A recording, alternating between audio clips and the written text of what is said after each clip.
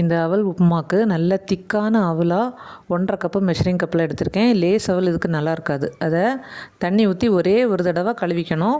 அவல் வந்து கொஞ்சம் ஸ்டிஃபாக இருக்கும். தண்ணி ஊற்றி நல்லா கையை வச்சு அலசி தண்ணியை தூர ஊற்றிடணும். நம்ம தண்ணியில் அலசி எடுக்கும்போது அவல் வந்து சாஃப்டாக இருக்கும். அதே நேரம் கொல கொலான்னு ஆயிடக்கூடாது. அதனால தான் ஒரே ஒரு தடவை கழுவ சொன்னேன். ஃபாஸ்ட்டாக கழுவி தண்ணியை தூர ஊற்றிடணும். ஊற்றி நல்லா வடித்து எடுத்துகிட்டு அதில் கொஞ்சமாக உப்பு போட்டு வச்சுருக்கேன். நான் வந்து தாளிக்கும் போது திரும்ப உப்பு போடுவேன். அதனால் லேசாக உப்பு போட்டு வச்சுருக்கேன். இதில் தேங்காய் துருவல் உங்களுக்கு மனசு போல் இதுக்கு தேங்காய் போட்டுக்கலாம். தேங்காய் நிறைய போட ருசி நல்லாயிருக்கும். நான் ஒரு 2-3 கை தேங்காய் எடுத்து போட்டிருக்கேன்.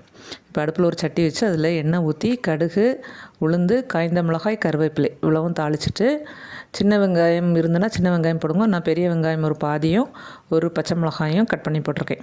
போட்டு இது வதங்கும் போதே கொஞ்சம் உப்பையும் போட்டுடலாம். அவளுக்கு ரொம்ப உப்பு பிடிக்காது. நீங்கள் உப்பு உங்களுக்கு கணக்காக்கி பார்த்து போட்டுக்கோங்க. போட்டு லேசாக அந்த வெங்காயம் ப்ரௌன் கலர் ஆன உடனே நம்ம ஊற வச்சுருந்த அவலையும் போட்டு நல்லா பொத்தி வச்ச மாதிரி அமுத்தி வச்சுட்டு மூடி போட்டு மூடி ஒரு 2-3 நிமிஷம் நல்லா அந்த அவல் சூடு வர்றது வரைக்கும் போட்டுட்டு எடுத்து பரிமாற வேண்டியது தான். இதில் வந்து கடைசியாக நாங்கள்லாம் சின்ன பிள்ளையா இருக்கும்போது எங்கள் அம்மா அந்த மாதிரி அந்த காந்தல்லே போட்டு, அதாவது அடுப்பை சிம்மில் வச்சு லேசாக எண்ணெயை நான் சுற்றி ஊற்றிருக்கேன். எங்கள் அம்மா எப்போதும் எண்ணெய் ஊற்ற மாட்டாங்க. இது வந்து அடியில் சில சமயங்களில் பிடிக்கும். அதனால நான் லேசாக எண்ணெய் ஊற்றிருக்கேன்.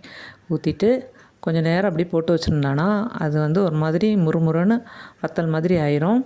முதல்ல நம்ம எடுத்து வச்சுருக்க சாஃப்டான அவலை பழமும் சீனியும் வச்சு சாப்பிடுவோம். கடைசியாக இந்த அவல் வந்து நாங்கள் பொறுக்கு அப்படின்னு சொல்லுவோம். இதுக்கு தான் பயங்கர டிமாண்ட் எங்கள் வீட்டில். எல்லாருக்கும் ஆளுக்கு கொஞ்சம் கொஞ்சம் கிடைக்கும்.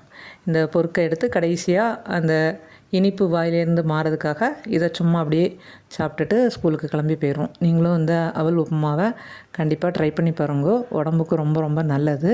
நீங்கள் அரிசி அவல் பண்ணுறதை பற்றி பழைய உணவுகள் புத்தகங்களில் எழுதியிருக்காங்க. அந்த உலக்கைக்கு கீழே வந்து பூன் மாட்டியிருப்பாங்க, இரும்பு பூன் இருக்கும். அன்றைய அரிசி அவல் தயாரித்த முறைகள் இந்த மாதிரி கேடு வர்றதில்லை. இன்றைக்கும் சந்தையில் வரக்கூடிய நிறைய ஆர்கானிக் அவல்கள் வந்து அதை பயன்படுத்தல எந்த ப்ராப்ளமும் கிடையாது. அது வந்து பல வகையில் நன்மை தரும்.